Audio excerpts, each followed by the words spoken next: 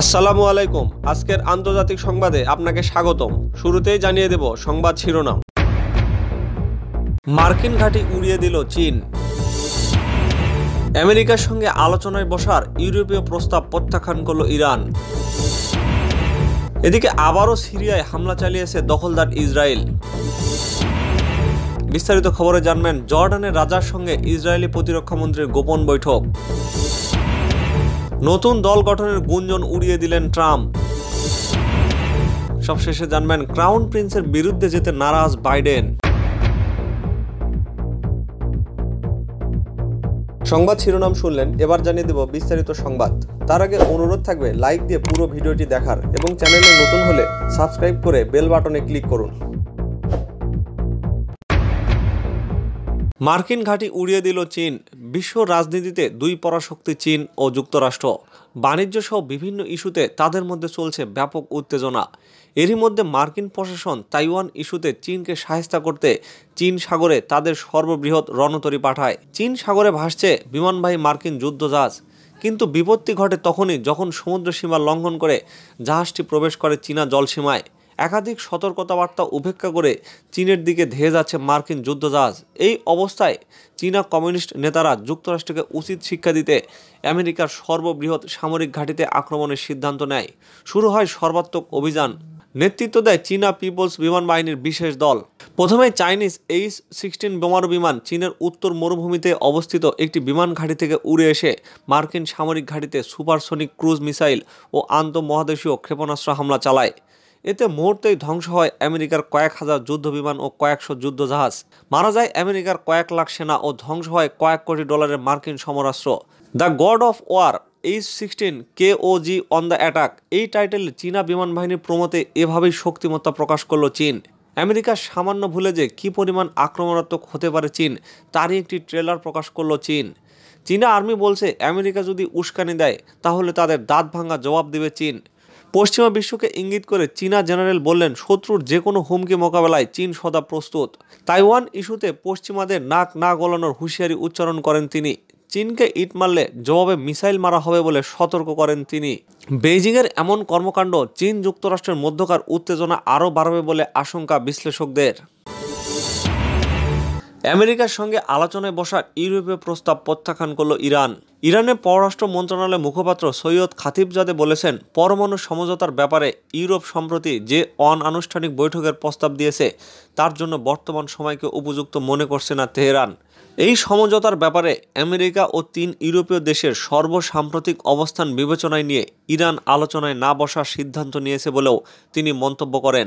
খতিবজাদের এই বক্তব্যের কিছুক্ষণ আগে মার্কিন দৈনিক ওয়াল স্ট্রিট জার্নাল দুইজন পশ্চিমা কূটনৈতিকদের উদ্ধৃতি দিয়ে জানায়, ইরান পরমাণু সমঝোতার ব্যাপারে আমেরিকার উপস্থিতিতে বাকি 5 জাতিগোষ্ঠীর সঙ্গে আলোচনায় বসার প্রস্তাব প্রত্যাখ্যান করেছে। হোয়াইট হাউস ইরানের এই সিদ্ধান্তে দুঃখ প্রকাশ করেছে। পরমাণু সমঝোতার 3 ইউরোপীয় শরিক ফ্রান্স, জার্মানি ও ব্রিটেন গত সপ্তাহে ইরানকে আমেরিকার সঙ্গে এই সমঝোতার ভবিষ্যৎ নিয়ে আলোচনায় বসার প্রস্তাব দিয়েছিল। সৈয়দ খাতিবজাদে রোববার তেহরানে বলেন, জো বাইডেন ক্ষমতায় আসার পর এখন পর্যন্ত মার্কিন প্রশাসনের নীতি অবস্থানে বিন্দুমাত্র পরিবর্তন আসেনি।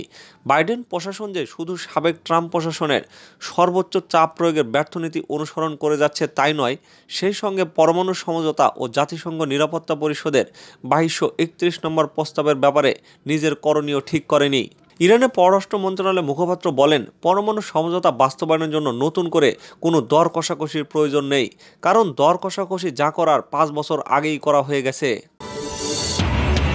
আবারও সিরিয়ায় হামলা চালিয়েছে দখলদার ইসরায়েল।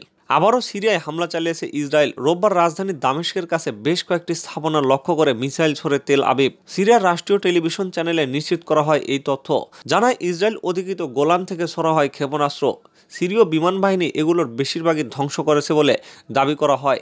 স্থানীয়রা জানায়, রাতের আলোর ঝলকানি ও তীব্র আওয়াজ শোনা যায় ওই এলাকায়। এই ঘটনায় কোনো হতাহতের খবর পাওয়া যায়নি। কিছুদিন আগেই সিরিয়ায় ইরানি ঘাঁটি লক্ষ্য করে মার্কিন হামলায় নিহত হয় 22 জন। জর্ডানের রাজার সঙ্গে ইসরায়েলের প্রতিরক্ষামন্ত্রীর গোপন বৈঠক। জর্ডানের রাজা দ্বিতীয় আবদুল্লাহর সঙ্গে গোপন বৈঠক করেছেন ইসরায়েলি প্রতিরক্ষামন্ত্রী বেনি গান্ডোস। ইসরায়েলি দৈনিক ইয়দিয়ত আহরনোত রোববার এই সংবাদ প্রকাশ করেছে। পত্রিকাটির খবরে বলা হয়, জর্ডানের রাজার সঙ্গে ইসরায়েলি প্রতিরক্ষামন্ত্রীর ওই গোপন বৈঠকটি জর্ডানে হলেও কবে এবং কোথায় হয়েছে তা উল্লেখ করা হয়নি। ইসরায়েলে আসন্ন জাতীয় নির্বাচনে ব্লু অ্যান্ড হোয়াইট পার্টি থেকে নির্বাচন করবেন প্রতিরক্ষামন্ত্রী বেনি গান্টোস।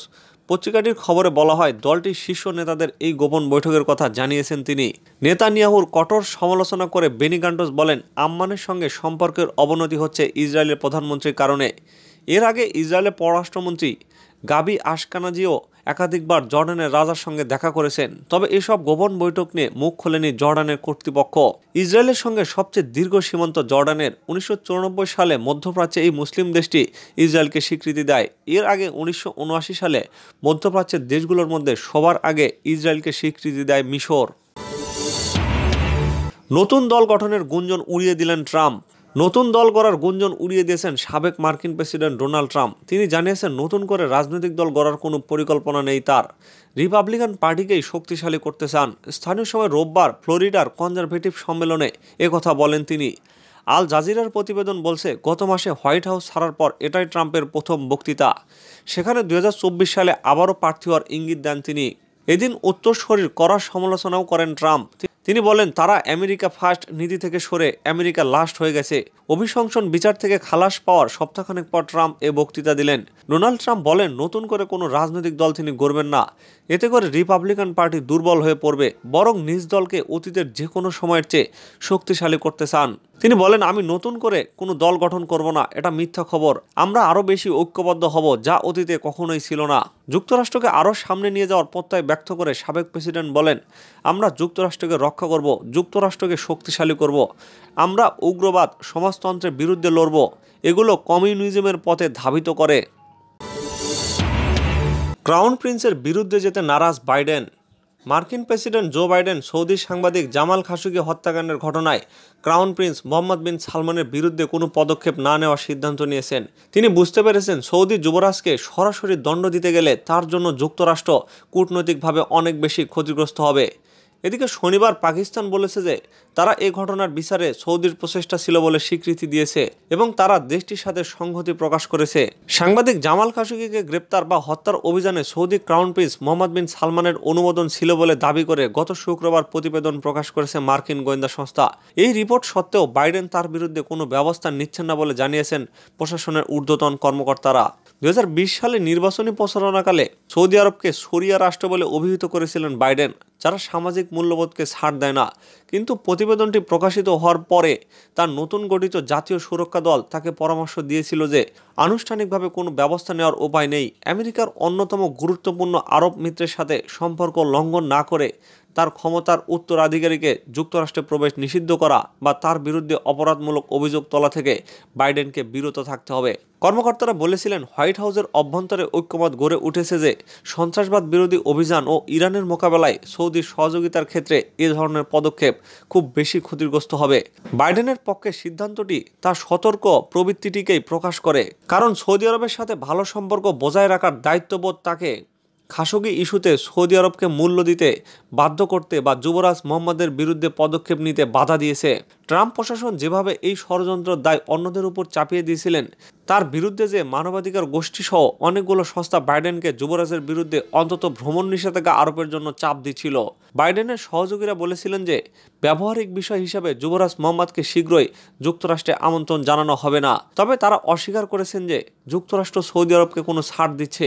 ইতিমধ্যেই সাংবাদিক জামাল খাশোগি হত্যাকাণ্ডে জড়িত সহ বিদেশি নির্বাসিতদের হুমকিদাতা হিসেবে চিহ্নিত সৌদি আরবের 76 জনের উপর এই নিষেধাজ্ঞা আরোপ করা হয়েছে। Secretary of state Antony Blinken এই পদক্ষেপ নিয়েছেন। এর মধ্যে রয়েছেন সৌদি আরবের সাবেক গোয়েন্দা প্রধান, যিনি খাশোগি অভিযানে গভীরভাবে জড়িত ছিলেন, এবং যুবরাজকে সুরক্ষা দানকারী সৌদি রয়্যাল গার্ডের একটি ইউনিটের প্রধান।